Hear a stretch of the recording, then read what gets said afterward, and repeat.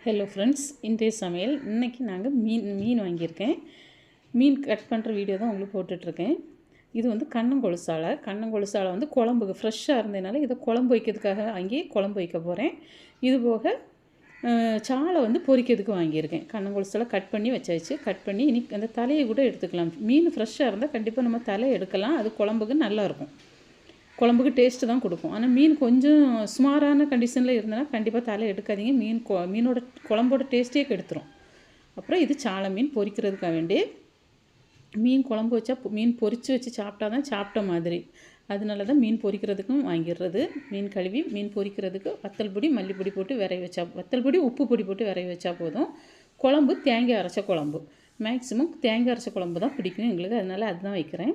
இது carrot beetroot ரெண்டும் சேர்ந்த பொரியல். வெங்காயம் கட் பண்ணி வச்சுருக்கேன். இனி வெங்காயம் வதக்கி கேரட் பீட்ரூட் போட்டு பொரியல் வைக்க வேண்டியது தான்.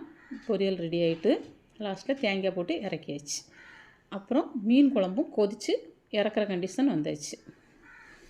மீன் குழம்பு அந்த துண்டு மீனும் குழம்பும் அந்த மணத்துலேயே நமக்கு அது குழம்பு ருசியாக இருக்குமா இல்லையாங்கே தெரியும். இன்றைக்கி குழம்பு சூப்பராக இருக்கும். அது ஸ்மெல்லே கண்டுபிடிச்சாச்சு. அப்புறம் இன்னும் மீன் பொரிக்க போகிறேன். மீன் பொரிக்கிறதுக்கு முன்னாடி பீட்ரூட் தோரத்தையெல்லாம் எடுத்து வச்சுருவோம் அப்படின்ட்டு எடுத்து வச்சாச்சு. கேரட்டும் பீட்ரூட்டும் சேர்த்து போட்டதுனால அது கேரட் கலர்லேயும் இல்லை பீட்ரூட் கலர்லேயும் எல்லாமே வித்தியாசமாக இருக்குது. அப்புறம் ரசம் ஸ்டவ்வில் கொதிக்க ரெடி ஆகிட்டுருக்கு. அதுக்கெல்லாம் தாளிப்பு முடிச்சிடலாம். கடுகு வத்தல் கருவேப்பிலை இவ்வளோ போட்டு தாளித்து விட்டால் போதும். ரசம் மனம் சூப்பராக இருக்கும்.